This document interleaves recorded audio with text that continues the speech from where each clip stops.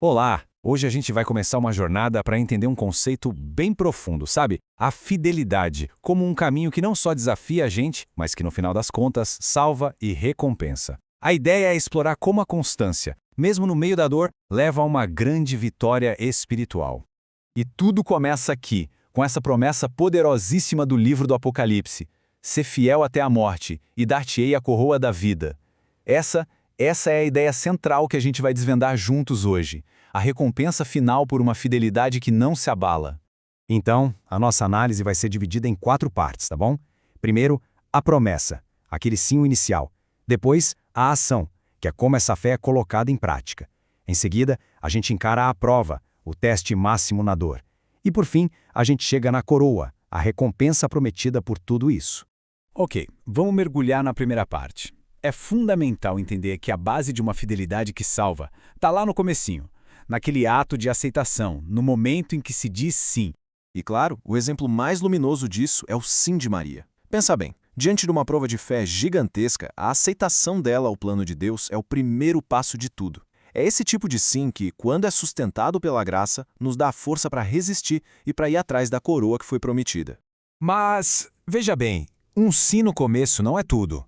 Esse versículo de Mateus já introduz a ideia de perseverança. Não adianta só começar bem, né? É preciso ir até o fim.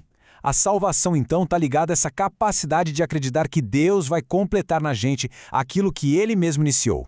Agora vamos para a segunda etapa para ver como essa fidelidade se desenvolve. Porque fidelidade não é só um momento único de crença. É uma ação que continua, o esforço constante de proteger e viver a fé que a gente recebeu.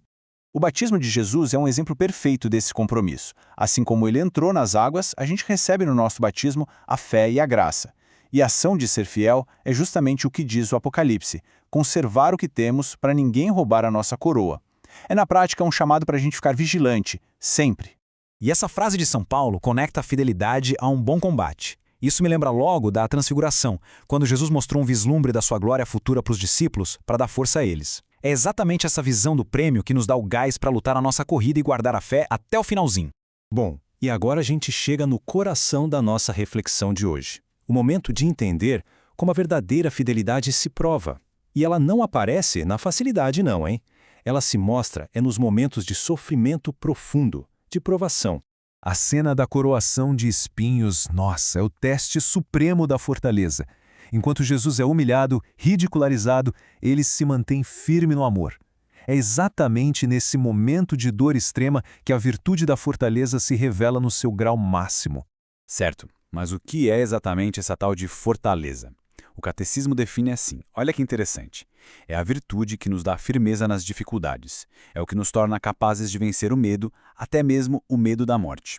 No fundo, é o amor a Deus que faz a alma aguentar tudo, transformando uma coroa de espinhos em uma coroa de glória. E essa fortaleza se manifesta através de outra virtude, a constância. Como disse São João Paulo II, a verdadeira fidelidade não é aquele entusiasmo de um momento só, sabe? É a perseverança de uma vida inteira. Principalmente na hora do aperto. E na cruz, ali a gente vê a constância na sua forma mais pura. Jesus não desistiu da missão. A fidelidade dele até o último suspiro, selada com aquele "está consumado", é o exemplo máximo dessa virtude. Aí fica a pergunta, né? Depois de um teste tão extremo, de tanto sofrimento, qual é, afinal de contas, a recompensa que foi prometida para uma fidelidade desse tamanho? Vamos para a nossa última sessão para descobrir isso. Agora o foco é no resultado glorioso de quem suporta a prova, a ressurreição, a ascensão, a recompensa eterna. A reflexão sobre o Pentecostes nos dá uma comparação muito poderosa. O ponto principal é o seguinte: a pessoa que é rica de verdade não é a que tem bens materiais. É aquela que, como os apóstolos no cenáculo, é rica no Espírito Santo. A fidelidade, no fim, nos recompensa com a verdadeira riqueza. A que importa. E essa citação de Santo Agostinho, nossa, resume tudo de um jeito magnífico. A capacidade que a gente tem de perseverar na fé não vem da nossa própria força, sabe? É um dom de Deus. É algo que se pede e se recebe todo dia, colocando a esperança toda não na gente, mas em Deus.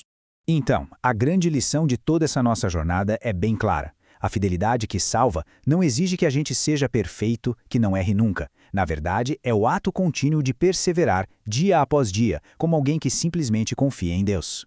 E para a gente fechar, fica uma pergunta, uma reflexão final.